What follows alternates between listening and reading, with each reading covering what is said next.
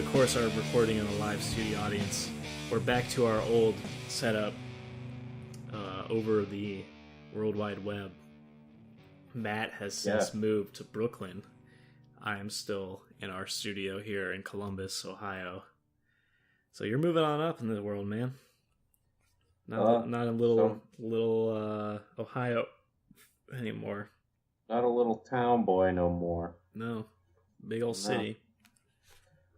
Big old city. They call it the Big Apple here. I don't know if you ever heard that before. It's a little goof that they like to say. Yeah, it's not even an apple. That's what confuses me the most. But. It's more of a city, to be honest. Yeah, it's more like a big city. That's real weird. Okay. Anyways, you want to talk about music? Yeah, let's talk about music. Well, should we talk about beer first? You got an interesting one over there. Yeah, sure. Why not? Okay. Hey, all right. Can I tell the story of this beer? Mm-hmm. So, I was at Walmart, as one does in New York, just trying to stock up on as many groceries. Where is there a possible. Walmart in New York? It's so far away. I had to drive so far, and it was so packed. It was miserable. And I got this Trouble Brewing because it was the cheapest thing. There was a variety pack, and it looks like, it's craft. So like, oh, okay, maybe it is a local New York thing. Mm-hmm. I didn't look it up until just now. I've had a bunch of them. I've tried all the different varieties, and some of them are truly god awful. And this is like the least unpleasant one. I'm like, this one's fine. This is the After Party Pale Ale. But I found out this is actually a Walmart brand of beer. Made this is exclusive Walmart. Stuff right here. You can only find this at Walmart. Nothing but the finest. But is it okay? Have you had worse? Yes, I've had worse. I mean, this one in particular is better than just like a Bud Light or something. Mm-hmm. But some of these quote unquote craft beers are, I'd rather drink PBR, to be honest. That harsh words. Well, look, beer's beer. Then it'll work. Whoa. Man, you're not supposed to say that. Okay, this is big shit. Well, look, I'm coming in with the hot takes already. All right, well, here's my hot take. What's that? I'm Milk by Columbus Brewing Company. Milk? M-E-M-E-L-K. Milk? Milk. Okay. It's just a standard okay beer too. Oh. Well, I'm glad this start to the podcast was very exciting for everyone. It's brewed with lactose. That's the most exciting thing I can say about it. Look, it gets better from here, ladies and gentlemen. It can't get much worse. If you like sugar from a cow, this is a beer for you. Well, a lot of people do, so I'm sure they'll love it. Anyways, let's talk about music. All right. That's why we're here. Back into the music. Okay, we're doing our top 5 albums. Is that what we're going for? Yeah. And maybe some honorable mentions? Yeah, absolutely. Okay. We'll try to run through them a little bit quicker. I don't have too much to say on each of the 5. Okay. But I suggested we do 5 just because I had such a difficult time coming up with 3. Yeah. I mean, it is really, hard. This was an amazing great year in music. It's a great year for music. Yeah. Would you say, so at least in my opinion, this is the best year that I can remember? Since we've been doing this, I've been paying more attention by year. So that definitely plays into it. But this is definitely the best year that I can remember. Since we've been doing this, for sure.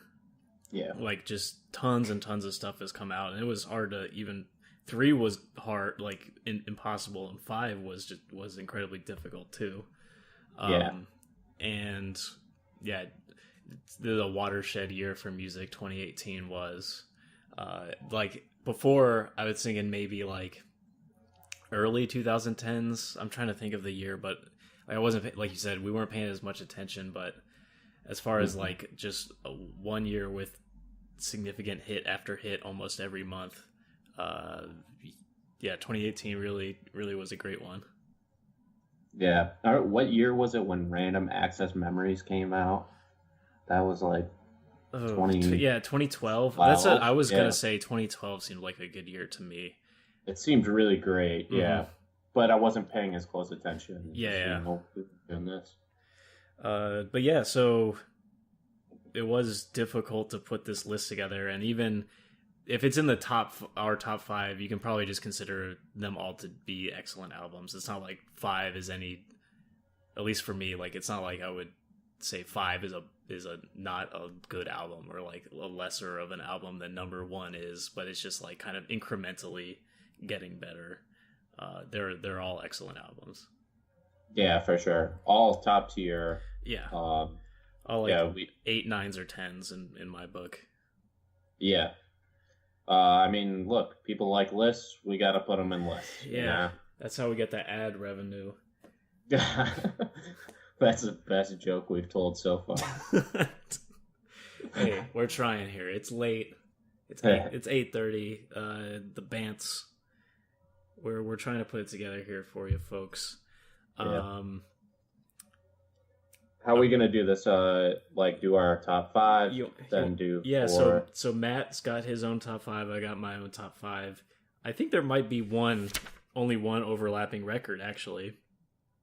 It's pretty crazy. Usually we overlap. Yeah, but like that was the thing, is this year was so like diverse and kind of good and all over the place. It was like we had like I wrote a list down, and I have like almost 20 albums here that like made the cut to like almost to be in the top 5, and so it's like it really came down to, for me, just splitting hairs almost.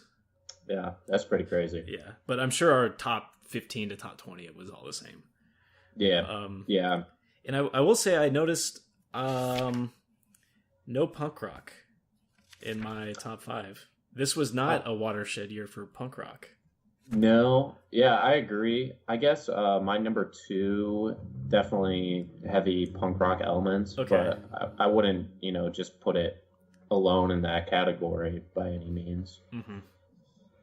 But yeah, I agree. There's only a few like new punk bands that you could say are punk that I found. Well, and that may go back to like the 2012 thing, where that was sort of the height of sort of that pop punk emo revival era, or at least where that was like really getting steam, and that's like sort of died off at this point. And we've kind of are seeing a different. And I was talking the other day about this with one of my friends. It's like, what is the new genre coming on, or what is the new hit? Like, what's the new underground sound right now? And that may be too broad, but maybe we'll get into it here. We'll figure it out. Yeah, I mean, definitely one aspect of my list is my evolving taste in music. Oh yeah, same. But yeah, we'll get to that. Mm-hmm. Do you want to do your number 5? Yeah, and I'll do mine. I'll start with my number 5, and that was my number 5 was actually my most anticipated album of the year. At the beginning of the year, I didn't even know it was going to be coming, but like we had heard whispers, and that, of course, is Earl Sweatshirt's Some Rap Songs. Mm-hmm. Very exciting release. Yeah, super exciting. He started dropping some singles in the past few months, and just when that first one came out, it's like I knew this album was gonna be something different. It was what was that single? Nowhere to Go was the first one that came out, and it featured this crazy production, and that was kind of the most striking aspect of it. And it was just crazy, sort of all-encompassing production that really didn't swallow Earl's voice up, and it was just so different from like what he had produced up to this point. And so I was like, okay, like I'm hyped right now. And then the album came out, and it really lived up to a lot of expectations that I had, lyrically and rhyme scheme wise. It's like he's as dense and as like impactful as ever. it wasn't quite as a dark and oppressive album as I Don't Like Shit, I Don't Go Outside, his last one. But it was still kind of dealt with a lot of dark and emotional and heavy topics that obviously Earl is still dealing with. And, you know, it's just a great one. I loved it a lot. It was on repeat for me. It came later in the year, so I haven't had a ton of time to listen to it as much as some of these previous albums. But yeah, I really was a huge fan of this one. Yeah, this was probably his most honest, like, you know, like most personally honest album, I would say. Like he actually like really like comes out and says a lot of things you kind of like assume just based on his dark, you know, lyrical content. You know, it's, you kind of think like, oh, you know, he's probably going through a lot of stuff, but then on this album he lays it all out there. And like you mentioned up top, like the production is really different and unique. Yeah. But what I do like is that it all flows. It's, you know, it's all part of the same album. Yeah, like it's definitely a cohesive project. It flows, like each song flows into the next, and most of them don't break the 2-minute mark. And yeah, great album, cool concepts, powerful. If you're into underground hip hop, experimental hip hop, great wordplay and lyricism. Go check out some rap songs. Yeah. All right, Matt. What's your number 5? Funny enough, yeah, I have another hip hop album. Okay, it's my number 5. It's Dicaprio 2 by J.I.D. I was expecting that to be higher up in your list when I had first heard it. Yeah, we're really splitting hairs in this top 5 here, because I do love this one. I think this album really put J.I.D. on the map. Like, I think it's, you know, truly like a rap masterpiece as far as I'm concerned. Just immediately, I was, you know, blown away. His flow is just incredible, on point. He can change rhythm. He can go incredibly fast and slow down. He really he resembles Kendrick in a lot of ways. Yeah, that's what I heard. When I first heard about him, people were like, he's got the Kendrick flow. He does. It's just like that kind of rhythm and speed. He's just super talented rapper. Yeah. And I thought the production on this was really exciting and fun, and, you know, kind of takes you on an emotional roller coaster. This was not something that I was expecting or ready for. I had no idea who this guy was. Yeah, it just kind of came out of nowhere. Yeah, but I mean, I think like his potential is huge. Like if this was, you know, the first one that I've heard, you know, I didn't listen to Dicaprio 1. He was. But I was just gonna say he's been like grinding for a long time, and this was like his breakthrough. But the dude's like in his late 20s and has been doing it for like a decade, I think, at this point. So it's like he's finally getting, you know, the spotlight that he deserves. Yeah, he's older, and you can tell he's perfected his craft. Like he's really been working on it for a long time. I definitely appreciate that aspect of it. But yeah, I think his next album, like if he continues this trajectory, like I think he's still like a little bit, you know, like maybe in, you know, the hip hop head scene, like people know about it and really appreciate this album. But you know, his next one, I think it's going to go mainstream. Like that's my prediction at least. So that's super exciting. Sweet. Yep. Okay. On to number 4 then. Mine was a late addition. My number 4. I had actually slept on this album until our friend Mr. Anthony Fantano's top of 18 list came out, and this was his number 1 album, and that was Daughters, You Won't Get What You Want. And so I literally listened to this like the last few days of 2018. Wow. And I was like, well, shit, like this is incredible. So like what I can say about this is this album is basically a horror movie in music form. It's kind of you like have to experience it all in one sitting, and preferably like alone and with, you know, a nice pair of headphones or a nice speaker setup to really absorb the sonic wall that's going to hit you. And this album is just like encompassing with that, like I said, with that sonic, you know, it's wall of sound. It's brutal, it's dark, intelligent. Like if you go and read the lyrics, like there's some really you know, interesting poetic lyricism going on. It's abrasive, disorienting, horrifying, heart pounding.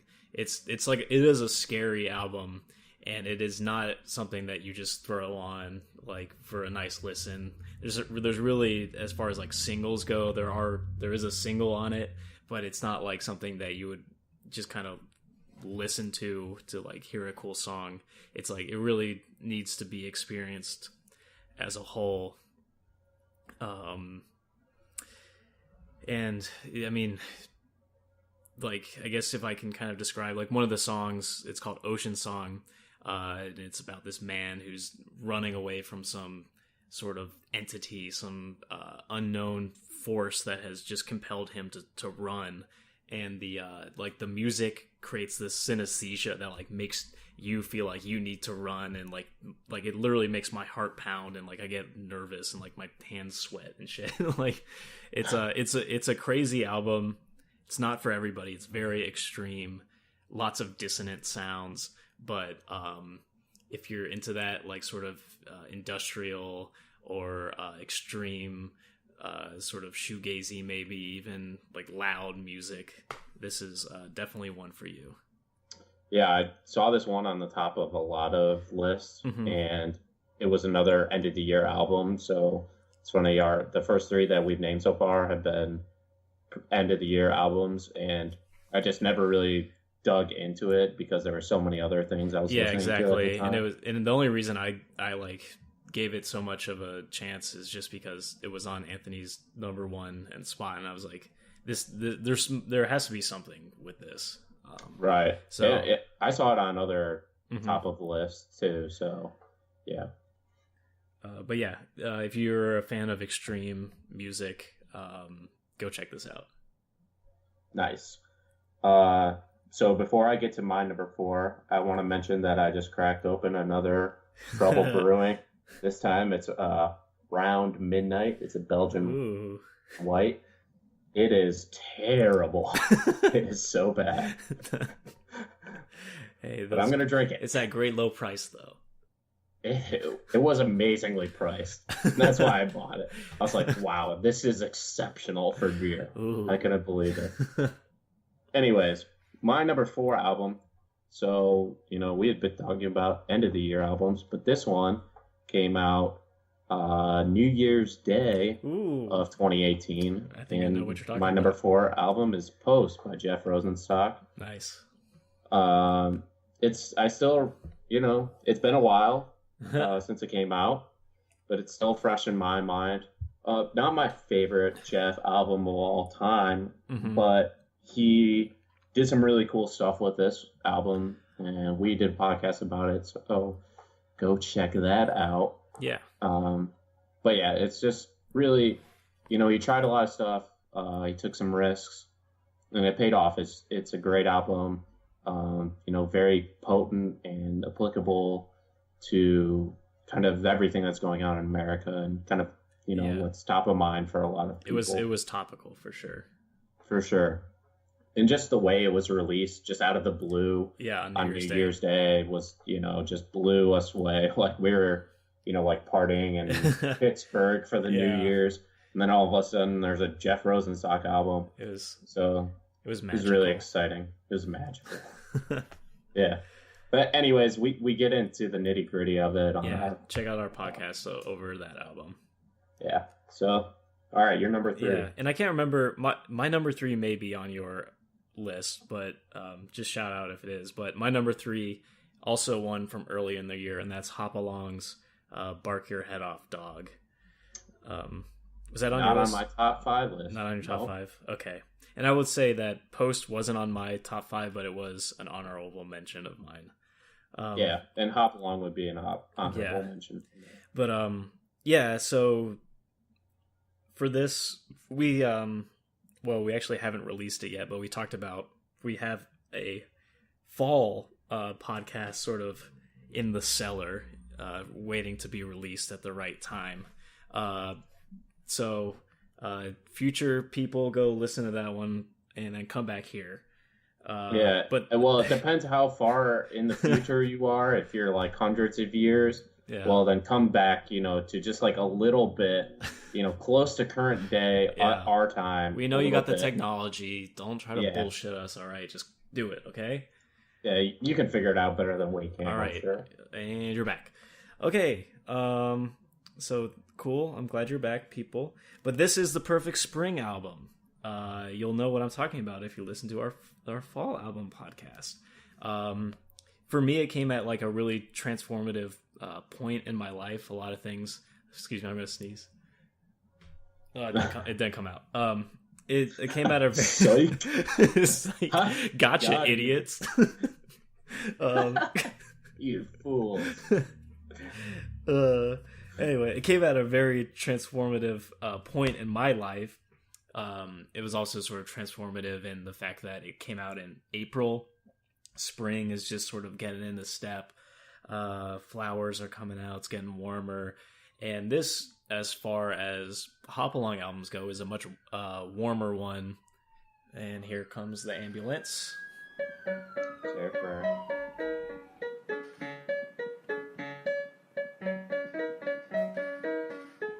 And speaking of warmness, this is probably Hop-Along's most warm album. Not as many kind of rough or punk rock edges around this one. Frances's voice is less, raspy throughout. She sings more traditionally, beautifully throughout it. But she still has like unique sounding and wonderful as ever. Her lyricism and songwriting ability has kind of been even more elevated on this album. And some of the catchiest tunes that I think she's ever written are also on here. So yeah, we also did a podcast on this one, so go check that out if you want to hear more of our in-depth thoughts on it. But yeah, Bark Your Head Off Dog has been a huge one for me this year. Yeah, and what I would add is I saw other musicians on Twitter, saying like, this is the greatest album of all time. And I just feel like this is like an artist's album. Like this is a musician's album. I feel like, as I progress in my own like music playing, that I'll appreciate this album more and more. Like I just feel like there's like technical and like music theory things that they were doing in this that I don't even have the understanding to appreciate. There's a lot going on, and like the just the structure of the songs and her wordplay and the instrumentation and how those all sort of fit together to create the song structure is super unique and like very much a hop-along thing to do. So yeah, that's a good point. It's definitely like a musician's album. Yeah, definitely. Very, very good one. Check it out if you haven't. Yeah.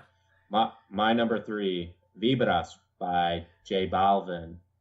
So this is a reggaeton album, and very much reflective of my change in music taste. For half the year of 2018, I was living in Spain, but this is not a Spanish album. This is more of a Latin album. A lot of my friends were Latin, so I was going to like the reggaeton clubs and really got into this genre of music. And this is by far the best complete album that I've heard in the genre so far. One thing when I started getting into the genre is that the rhythm is always the same. And it's known for this, like it's standard. One thing, and at first I was like, why do people like this? It's like always the same. Like all the songs sound the same. But so then you kind of like get into the melody. So that's where, I started finding love for it.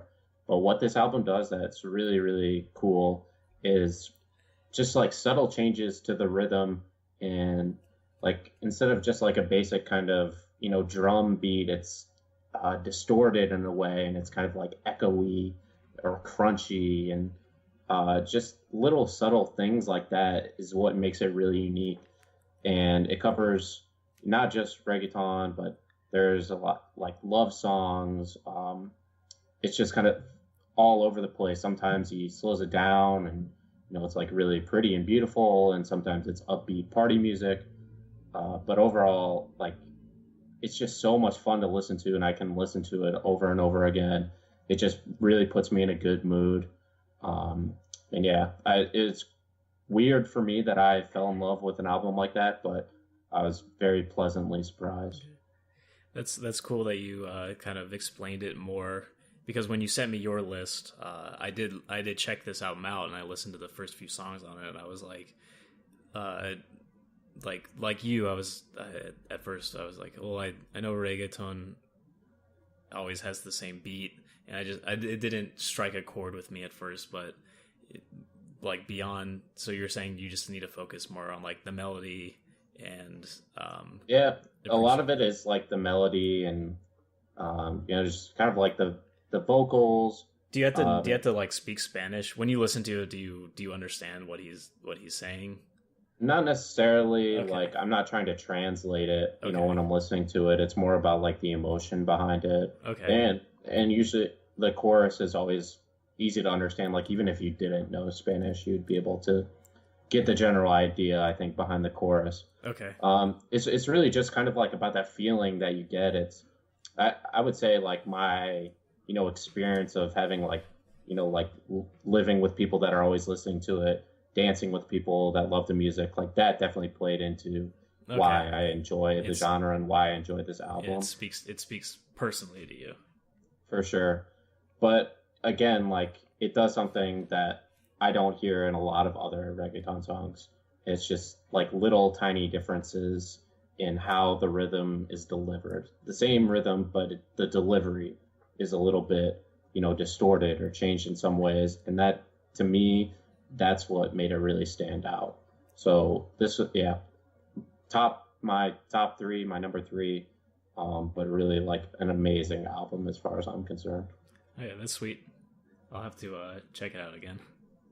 Yeah, it's really like a dancey, good vibes. So yeah. Maybe wait till like the spring or when it's nice out or something. But yeah, it's really fun. And speaking of dancey, good vibes, moving on to my number two here, Against All Logics, 2012 to 2017. So this is a kind of a unique choice for me.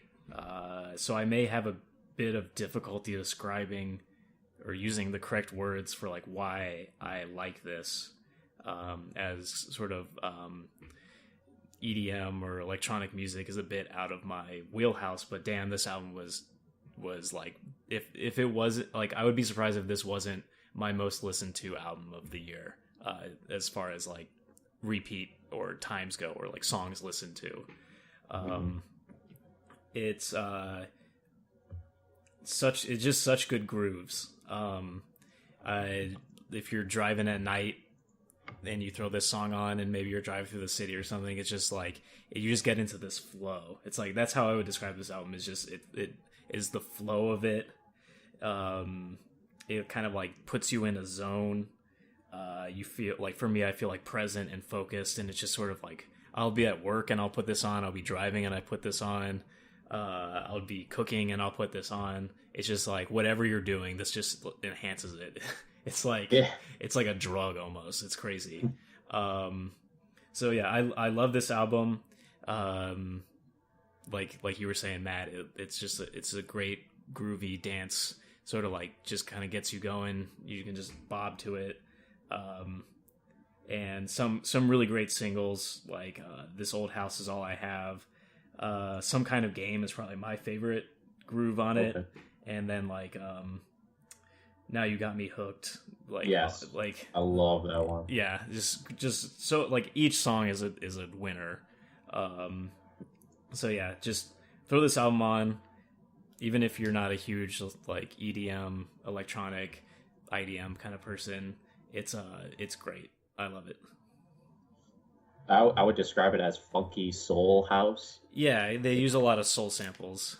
Yeah, very soulful. So if you like that kind of music, I think you could get into it. Yeah, it's house at the core. It's house music, so it's dancey. Yeah, but it also has that kind of like funkiness to it. That's just like things are a little bit off time, or the rhythm is like a little bit different, shifts in unexpected ways. But yeah, that's a really good choice. Like that was right on the cusp of my top 5 as well. Sweet. So my number 2 ended up being Master Volume by the Dirty Nil. So this is really my like top rock album of the year, and definitely a lot of punk vibes from this album. There's a ton of similarities between this album and The World's Best American Band by the White Reaper, at least in my mind. It's just kind of like that, fun, like throwback rock. It's just like music. pure. It's like rock. This is like rock music. Yeah, pure rock music. I mean, I really don't even have that much to say about it, other than like each song is just like adrenaline pumping, like wheels to the pavement, knuckles like to the fucking head.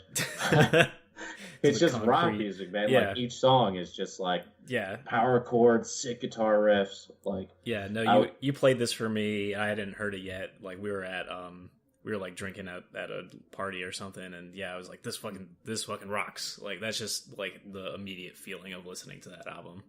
Yeah, and just the weight of my heart is some sick guitar licks, some harsh power chords, and some great singing / yelling vocals, and boom, like that's this album.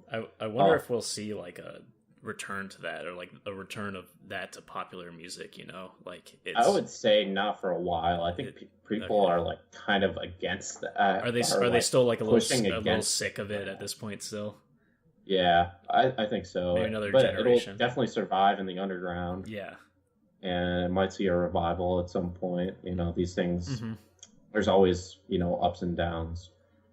It fluctuates. But one thing that's really cool that they do lyrically is I noticed that a lot of the choruses they'll change something. They'll change the guitar riff. They'll drop out the bass. They'll drop the guitar and bass, and it's just the drums. Or he'll change the lyrics slightly, or the delivery in the lyrics will be different. So each moment sounds unique. It doesn't feel rote or memorized. It just feels organic and natural, and like kind of off the cuff. And like each moment of the album feels like it's going to come off the rails, but they always bring it back, and it's just like a train barreling right at you the entire time. It's so much fun. Yeah, it's exciting. Yeah, it's awesome. So definitely check that one out if you haven't. That's Master Volume by the Dirty Nil. Yeah, they need more exposure. Like they need more. They're really great. Oh, I didn't even mention like how incredible they are live. Yeah. I saw them in Chicago at the Cobra Lounge, and they absolutely rocked. It's just a 3-piece band, guitarist and vocalist, drums, bass, and they are so much fun. They're going at it the entire time. Like those dudes deserve so much respect and way more popularity. Cool. Anything else for Dirty Nil? That's all for the Dirty Nil. All right. Top albums of the year, baby. Top album. Drum roll. Drum roll, please. We'll edit in the drum roll right there. We'll get a good one. My number 1 is Car Seat Headrests, Twin Fantasy. And you may say that this is a cop-out pick, since the original No recording came out in 2011. Well, I say, fuck you, this is my list. I'm allowed to do it, and it's rock and roll, baby. Yeah, baby. So if you're not keen to the ridiculously titled Car Seat Headrest. This album, Twin Fantasy, was originally recorded in 2011 and released, and was kind of an indie underground darling of the music forums online. And that's around the time when I picked it up and I listened to it, and I was like, this is gross. I hate this. It was kind of a one-man show, kind of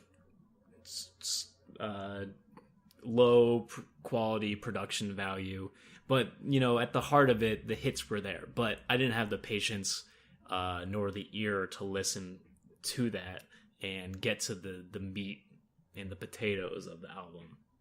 So thankfully, Will Toledo, frontman of Car Seat Headrest, had the prescience to re-record this album the entire way through, and boy am I glad he did, because this one, now I can like my eyes are now open, like I've been awakened to what everybody was seeing 7 years ago, and this album is so great.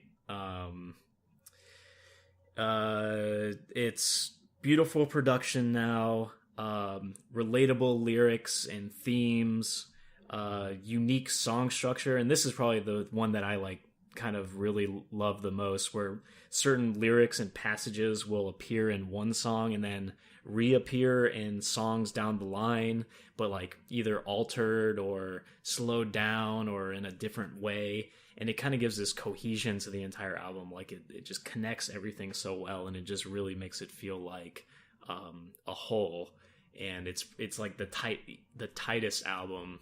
Like everything just, even though there are songs that are like push the 13 or even 16 minute mark, like it never feels like overdrawn. All these songs like go in and out of different passages and connect together, and different movements come in and out, and it's just like a wonderful rock album. And lots of themes that probably, if you're in your 20s or have ever been in your 20s, that you relate to. Anxiety, isolation, love, addiction, all of that like appears in here, and none of it is very trite. It's all like very real and raw, and he displays it all, and it's like super relatable. I love this album. Give it a listen if you're like any sort of indie or rock fan at all. I feel like this is a huge one. Yeah, the only thing I would add is this is a total cop-out pick on your part, and I feel completely disrespected. Shut up. But it is, if you listen to the original recording versus this one, it's like, it is a new album. Like, yeah. Even lyrically, he changes some of the lyrics throughout it. It's, but I don't know, man, like, as far as things that came out this year, like, this is the one that made me feel the best. Like, this is the one that I liked the most, for sure. Okay. Well, I can't argue with that. Yeah, it's just like, I loved a lot of albums. Like, my entire list are basically albums I loved, but this is like the one that I loved the most. Speaking of things that make people feel the best, my number one album made me feel the best. Oh, it's like a sweet tea with a little bit of honey. Ooh. And the album is Golden Hour by Kacey Musgraves. Okay. You've probably seen it on the top of a bunch of end of year lists. I seen it around. I seen it. Yeah. So I'm sure most people have listened to it by now. Mm-hmm. I don't exactly know what this album is. I guess you would call it country, but it's very much pop music. There's sometimes some EDM influences. It's kind of just her. It's kind of all over the place. Like, I couldn't put it down on any one thing.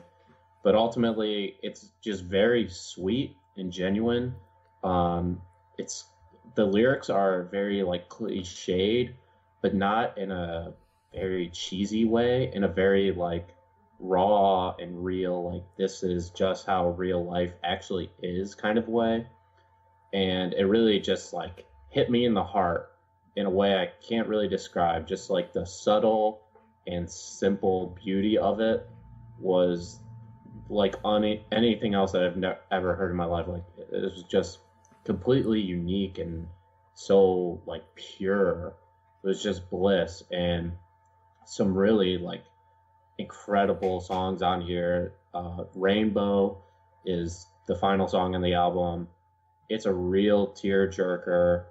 It's just like her voice, piano, and lyrics about overcoming depression, and it is fucking beautiful.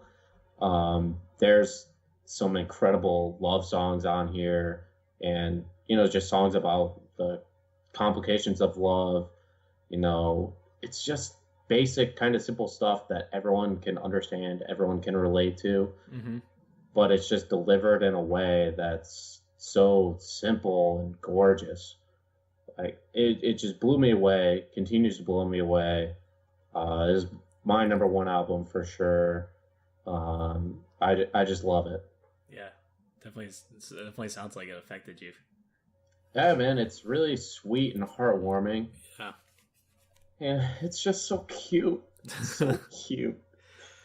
Yeah, I didn't think who would have thought that a pop country album would be my number one. That's crazy to me. Yeah, I guess my number two album last year was a country album, and now a pop country album is my number one. Like I saw people mentioning it. I was like, it's country. Like, there's no way I'll like this. And it's like a better, sweeter version of Taylor Swift or something. It's just really endearing, and I love it. Yeah. Nice. Check that out. That's my list. Yeah.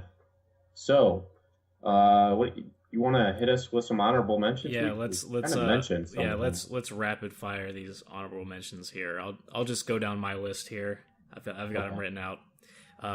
J.I.D's, J.I.D's, Dicaprio 2, honorable mention for me, on Matt's list. Caro Caro Bonito, Time and Place.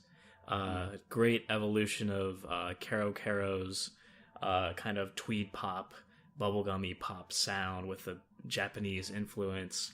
But this one gets a little glitchy. I like it a lot. Check it out. Let's see. Soccer Mommy, Clean. I mean, this is a very sweet, beautiful album. It didn't capture me quite as much, but it's worth a listen for sure. Death Grips, Year of the Snitch. If you like Death Grips, you'll like this. If you don't, fuck off. Kids See Ghost, self-titled, and Kanye West, Yay. Kind of, I consider them almost a pair of an album. If you like Kanye, if you like Kid Cudi, do yourself a favor, check these out. If you don't, they're still great pop, still great rap albums that came out this year. Let's see, Big Ups, 2 parts together. Not my favorite Big Ups album, but they are breaking up, and I want to give them a shout out. Go check out their back catalog. Check this album out. They're great. I love them. Peace, guys. And Czarface meets Metal Face. I'm a big fan of like boom bap, New York style. Maybe you can see Czarface. That'd be sweet. But yeah, New York City boom bap with MF Doom and Czarface collab. Great album. I mean, there are some hits and misses, and sometimes MF Doom sounds like he's kind of phoning it in a bit, but still some great beats, still some great rhymes, great flows. Check it out. And Jeff Rosenstock's Post. There we go. That's my list. Nice. Okay. So on FTMB, I have a best favorite albums of 2018 that I graded, like all the albums, not all the albums that I listened to, but a lot of them. So I'm going to read off like the A+ and A's. 2012, 2017 by Against All Logic. Riley talked about it. Really good. Cheap Fame by the Raging Nathans. This is my favorite, just straight up punk rock album of the year. Very Green Day-ish, but Very fast paced, very good. Victory Lap by Nipsey Hussle, just like kind of a throwback rap album, was one of my favorites. Um, yeah, Clean by Soccer Mommy, very sweet, very beautiful. Merrily Barch by Barely March. This is kind of like a Motion City soundtrack throwback. Okay. This is like my favorite pop punk album of the year. Question Mark by XXX Tentacion. Not a good guy, but No. very interesting album. Hot take. Yeah. Bark Your Head Off Dog by Hopalong. Again, we talked about it. It's really good. Dirty Computer by Janelle Monáe. This one was probably on the top, or top 1, 2, or 3 on most lists, and it was really, really good. I thought it should have been more mainstream popular than it ended up being. 2 parts together by Big Ups. Again, not my favorite Big Ups, but still really good. Their best work production-wise, I would say. Mm-hmm. Wide Awake by Parquet Courts. I think it's one of their better albums. Daytona by Pusha T. One of the best rap albums of the year. Pusha T kind of really won the year in rap music. He destroyed Drake. This album was awesome. Definitely check that one out. I saw it on the top of a lot of lists, so sure most people listen to it. Kids See Ghosts and Yay, also agree. Those are awesome. Mercy by Save Face. This is, again, like kind of a throwback rock. This singer sounds like Red Jumpsuit Apparatus, in my opinion, so that's pretty awesome. Near My God by Foxing. It's produced by Chris Walla of Death Cab for Cutie. Oh, sweet. And it's really cool. It kind of does have like those Death Cab vibes. It's really cool, really well produced. And Skylight by Pine Grove, very close to making my top 5. I actually didn't like that album very much. Really? So yeah. It's just on Bandcamp, so I don't have many opportunities to listen to it. But when I did return to it, I was like, holy wow, it's like really I just think, the melody. I think it is on Spotify now. So now that you have Spotify, you might be able to check it out. Yeah. Okay, nice. It's not up there with Cardinal and like lyrically especially, but I like every moment in that song is like has some, like something really to it. It's really pretty. I like it.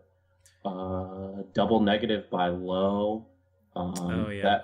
That one was at the top of the list. That was really good. Yes, I actually saw. Did Pitchfork give that the #1 album of the year? If maybe not the #1, maybe. Yeah. But if not the #1, it's like top 5 on everyone's list, and it is really good. Like, yeah, it was really cool. I liked it when you showed it to me. I guess it just didn't stick with me as much. Yeah, it's still like I have to be in a certain kind of mood because it's kind of like isolating in some ways, but it's really unique. It's like it's just like sounds almost like just it's like it's like always like white noise and distortion. Yeah. But because of that, you like listen to it more closely. It's really weird and interesting, but it's pretty cool.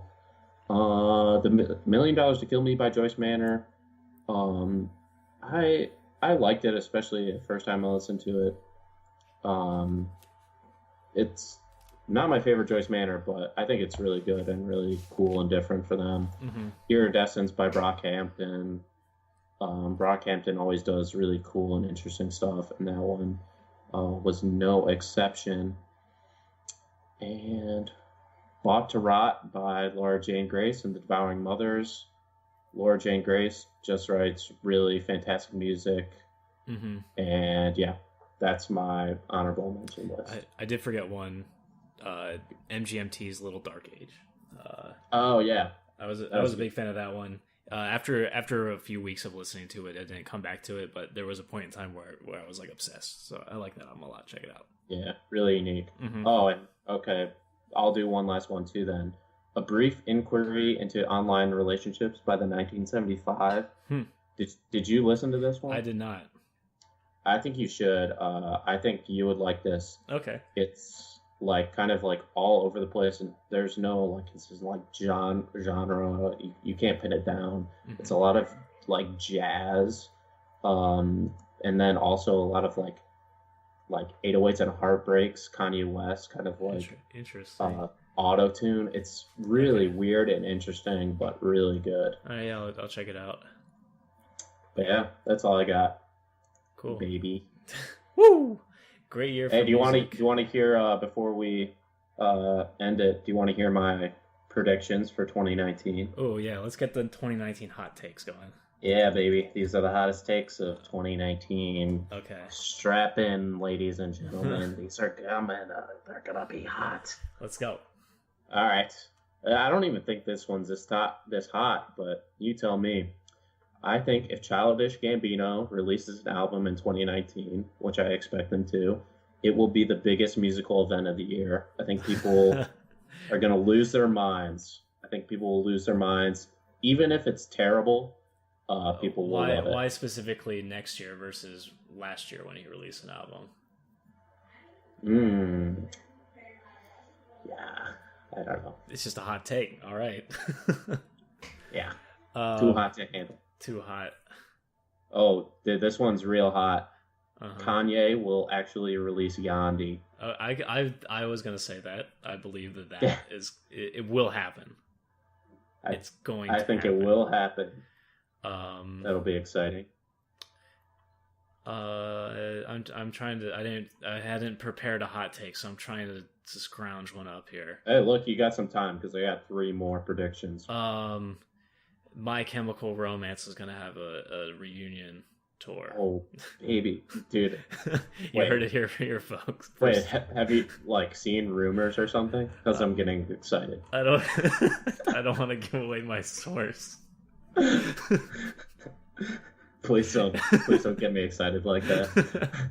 You'll just have to wait and find out. This would be the perfect comeback year for My Chem. The world's been waiting for more My Chem. The world has been desperately waiting. Pins and Needles. All right. That's probably the name of the album, Pins and Needles. Yeah. All right. Jesus. I'll run through my last 3 because they're less exciting. The Menzingers will release a new album in 2019, and I will like it. Me too. That's my prediction. White Reaper will release an album in 2019, and I will like it. Good. And Dogleg, which hasn't released a full-length album yet, but I predict they will in 2019, and I will like it. It's very wholesome. Yep. Look, I'm trying to make 2019 the most wholesome year. And we need it. We need a wholesome year, bud. Yeah. Yeah. So what are you doing to make 2019 what about wholesome? Converge will release an album, and I will like it. Calling it. Okay. I hope you're right. You know what? I hope you're right. Thanks, bud. What's gonna make 2019 more wholesome for me? No, what are you gonna do to make? I see. I've already made 2019 more wholesome with my predictions. What are you specifically gonna do? I'm going to give a goose feast to an urchin as he stares through my window while I eat dinner. Well, that is incredibly kind of you. I won't shoo him away like I normally do. But yeah. And even more so, very wholesome of you. Why, thank you. Hey, should we just pour one out for... We already mentioned that Big Ups broke up. Yeah. The Thermals broke up this year as well. And Diarrhea Planet broke up. Fuck. I'm going to pour one out for my boys. Yeah, pour one out. Did you hear that? I did, yeah. What was that liquid? Nobody will know, but I poured it out. That's what it was. It was just my body juice. It's just my tears.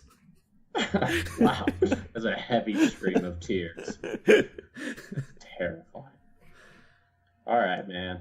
All right. I think that was a good end of 2018. Let's hope we got a good 2019 coming. Let's pray for it. All right. I better hear you pray for it. All right. Specifically, how are you going to pray for it?